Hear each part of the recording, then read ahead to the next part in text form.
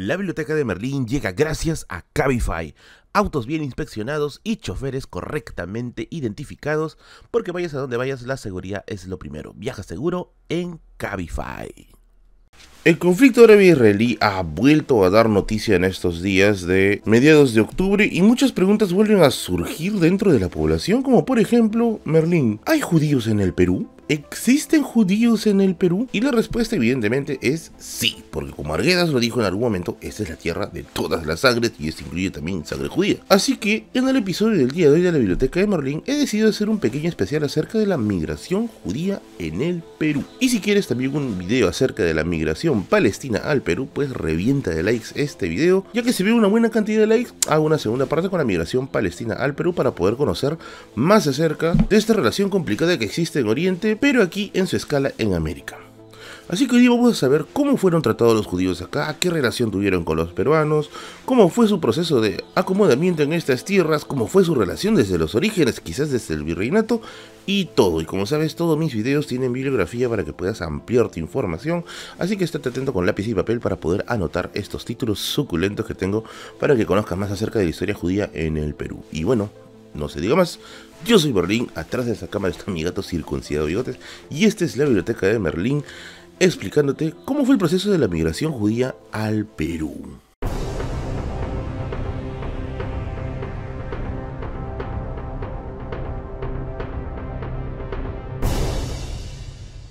Yo sé que mucho se ha hablado acerca de la relación complicada que existía entre los judíos y los españoles durante el siglo XV por este tema de la fe, que no se llevan, que los católicos no se llevan con los judíos por su no reconocimiento a Jesús y los judíos no se llevan con los católicos porque nunca respetaron sus costumbres dentro de comunidad, pero increíblemente, al parecer en el plano económico, sí se llevaron bien. Esta primera información lo saco del libro Ser judío en el Perú, una colección de artículos compilados por Henry Mitrani y que fue editado por el Fondo Editorial del Congreso, y en un artículo que me interesa mucho menciona lo siguiente: que los judíos españoles tenían un gran éxito económico, se habían dedicado mucho al tema del comercio, pero especialmente al tema del préstamo de dinero. A tal punto llegó el éxito de estas personas que incluso hasta tenía el beneplácito de los monarcas, o sea, los reyes se encontraban felices con la actividad judía económica que había en su momento. Sin embargo, de manera totalmente inesperada, los judíos fueron expulsados del territorio español en 1492. Hasta ahora hay una especie de debate de por qué fueron expulsados realmente, ya que claro, se usó la excusa de que no eran partidarios de la religión que era mayoritaria en España, pero como ya saben, en estos asuntos religiosos siempre hay un asunto o económico o social o político que subyace al asunto, y es que aparentemente la respuesta está en el plano económico, ya que su expulsión pudo haber estado impulsada por comerciantes celosos que tenían pues de la actividad económica judía que era muy floreciente, y también por nobles endeudados, porque también los nobles se endeudaban con los judíos para poder mantener su costoso estilo de vida. ¿Y qué era más sencillo? ¿Pagar la deuda o desaparecerlos? Pues bueno, desaparecerlos al parecer fue lo más sencillo, y eso fue lo que pasó. Y es que los judíos, a pesar de este duro golpe, no se van a dejar amilanar, ya que son expulsados del territorio español, pero van a ser expulsados, y en esta expulsión van a ver una oportunidad en un lugar, en América. Así que muchos judíos en los tiempos de Felipe II comienzan a migrar a territorio americano. Especialmente en los tiempos de este rey se ve una avalancha de judíos portugueses hacia este continente. México, Panamá y Lima fueron los lugares donde hubo mayor migración judía, y ni bien se llegaron a estos lugares comenzaron sus actividades económicas, dedicándose a todo tipo de negocios, pero especialmente a uno que era muy rentable en su época, que era el comercio de esclavos. Se sabe que hasta el mismísimo rey Felipe IV estaba endeudado con ellos en este asunto. Sin embargo, como el BMS de Magneto diciendo va a suceder otra vez los judíos en territorio americano van a tener que enfrentar un golpe durísimo, y este golpe fue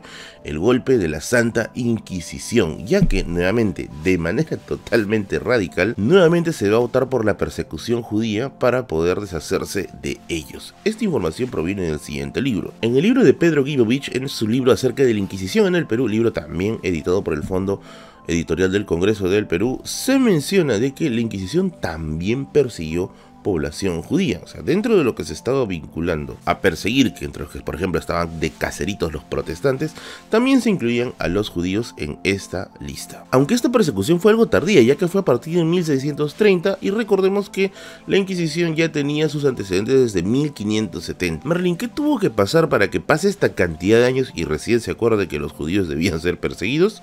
Nuevamente el asunto religioso acá pasa a un segundo plano, porque sí, se utilizó el argumento religioso de que no son creyentes en Jesús, etc. Pero nuevamente estaba el problema de las deudas, y es que sí, mucha gente se estaba endeudando con la comunidad judía, y bueno, era más fácil deshacerse de ellos que pagarles la deuda. Para esto, dos historiadores tienen dos hipótesis sobre por qué repentinamente la Inquisición comenzó a perseguir judíos. El primero de ellos es el historiador Harry Cross, que menciona de que pudo haber sido una razón lo siguiente, de que la élite limeña, que también era una élite comercial, pudo haber sentido mucho miedo del crecimiento judío y bueno, no quieren competencia, y la mejor manera de anular esa competencia era diciéndole a la Inquisición: oye, persíguete a los judíos, ¿no? Y de esta forma la competencia terminaba siendo anulada y ellos se quedaban como los grandes propietarios o los grandes conductores de la economía aquí. A eso hay que añadir que también miembros de la Inquisición en el Perú estaban compuestos también por la élite limeña, así que no era muy difícil suponer que este contacto pudo haber sido muy rápido. La otra hipótesis nos la da el historiador Alfonso Quirós, quien menciona de que a esto pudo haber sido todavía más turbio, que muchas de las cosas sobre las cuales se sostenía la Inquisición o el Santo Oficio era con la confiscación de bienes de las personas que iban enjuiciando, y peor aún, condenando, por lo que no simplemente era el juicio de una persona y la condena y punto, sino también te apropiabas de estos bienes que pasaban a las propiedades del Santo Oficio. Mientras más gente pase por estos problemas, pues el Santo Oficio se iba haciendo más poderoso, porque acumulaba más bienes. ¿Y quiénes tenían muchos bienes para incautar? Pues la comunidad judía. Y es que sí, el Santo Oficio dependía de la incautación y los judíos eran el blanco perfecto para ser incautados, y con eso te deshacías de los rivales comerciales y el Santo Oficio ganaba unas monedas más. Pero bueno, la Santa Inquisición, en muy buena hora, terminó. Llega el siglo XIX. Con la declaración de la independencia, esa institución queda prácticamente ya relegada en el pasado, y las dinámicas entre judíos y peruanos van a ser una dinámica ya mucho más novedosa. Para esto vamos a utilizar el siguiente libro: El Eterno Retorno, Relatos de la Comunidad Judío-Peruana, también editado por el Fondo Editorial del Congreso. Este libro es muy bonito, tiene una colección de fotos muy bella acerca de judíos en el Perú, cómo se fueron asentando, cómo fueron adoptando costumbres, cómo fueron abriéndose un poco a la comunidad peruana.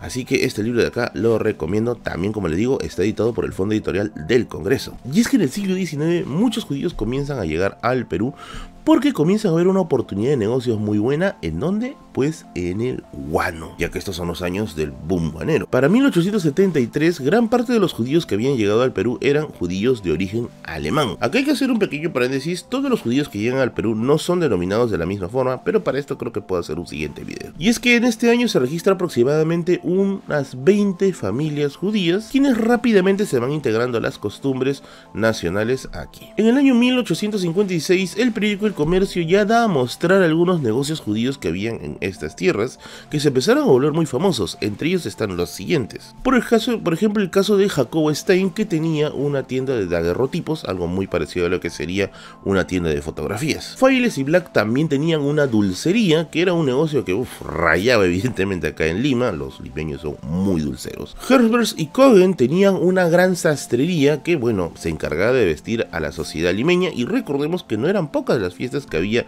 en esta parte del Perú, ya que estas fiestas te dedicaban mucho tiempo para lo que es la vestimenta o el vestido, así que las sastrerías tenían un trabajo muy fuerte en estas fechas. Como anécdota te cuento de que en una ocasión, una fiesta que estaba pensando dar Ramón Castilla en Palacio de Gobierno fue tan masiva que todos los sastres de Lima estaban totalmente llenos y había gente haciendo cola para poder sacar su ropa ideal. Por esto puedo hacer un video, así que déjame el comentario aquí abajo: el gran tonazo de Ramón Castilla que paralizó el... Los hermanos Rosenberg, por ejemplo, también tenían una joyería que estaba ubicada en la calle Mercaderes, en el centro de Lima. Oscar y Jorge Alexander pusieron la primera tienda de préstamos, que estaba ubicado en el cruce entre Girón Quilca y Girón Serrano. Pero si hablamos de judíos comerciantes, quizá el judío más famoso que tenemos en el siglo XIX, bueno, judío francés, es el caso de Augusto Dreyfus, sí, el del contrato Dreyfus con respecto al monopolio de la venta del guano. Sin embargo, no debemos olvidar que ya existían judíos nacidos en el Perú y que incluso desarrollaron un espíritu nacionalista bien interesante. Un caso lo encontramos en 1879, año de la guerra entre Perú y Chile, en la que se menciona la existencia de Adolfo Gosdinsky, un teniente del ejército peruano que va a defender el asedio de los chilenos en la batalla de Miraflores. Ya llegado el siglo XX, en 1930 se va a construir la primera gran sinagoga para los judíos. Recordemos que la sinagoga es un centro espiritual donde los judíos van allí a practicar su fe, equivalente más o menos a una mezquita para un musulmán o una iglesia para un cristiano. Esta sinagoga está ubicada en la calle Iquique, en el distrito de Breña. Por otro lado, ya para los años 50 existían ya muchas asociaciones que se dedicaban a dar servicios de orientación judía. Hay muchos nombres acá, por lo que voy a destacar solamente un par. Nuevamente, la información más completa la encuentras en el libro del Eterno Retorno. Está, por ejemplo, la Asociación de Sociedades Israelitas del Perú, que después fue llamado la Asociación Judía del Perú, y el Club Hebraica, que, como te digo, daban servicios para poder dar orientación judía a la persona que lo necesitara. Ahora, dejemos un rato Lima por un momento. En otras regiones también hubo presencia judía en Merlín. Pues sí, dos lugares que tuvieron presencia judía relativamente notable fueron Trujillo y Piura, ya que se sabe que en estos lugares los judíos llegaron y comenzaron a practicar el comercio, primero ambulatorio y luego ya negocios un poco más formales y grandes, destacándose por ejemplo el caso de la venta de telas. En Huancayo se registraban cerca de 80 judíos, una población de 80 judíos que, para ser una región céntrica del Perú, había bastantes judíos, y en lugares por ejemplo como Junín, Pasco, Ayacucho y Apurímac se registraba una población de 120 judíos en total. Para finalizar, Merlín, ¿los judíos también llegaron a la selva del Perú? Pues sí, llegaron cuando fue el boom cauchero a inicios del siglo XX. Una gran cantidad de judíos se establecieron en la selva para poder hacer la extracción del caucho, y no solamente estuvieron en la selva peruana, sino también muchos de ellos pasaron hasta Brasil. Tal es la importancia de los judíos en esta zona, o sea, en la zona selva, que hay que recordar lo siguiente, que solamente existen dos cementerios judíos en el Perú, uno en Lima y otro en Iquitos. Y bueno, esto ha sido un breve resumen acerca de la migración de los judíos y la comunidad judía en el Perú. Al margen de lo que pienses acerca del conflicto actual, hay que recordar que el Perú es un crisol de diversos grupos humanos que han llegado, han convivido y finalmente, en muchos casos, se han quedado. Así que conocer un poco más acerca de estas personas que fueron llegando con el tiempo a nuestro país nos hace entender quizá un poco mejor lo complejo que es ser peruano. Así que yo soy Merlín y nos vemos la próxima con otro video de historia del Perú o del mundo. Cuídense, nos vemos.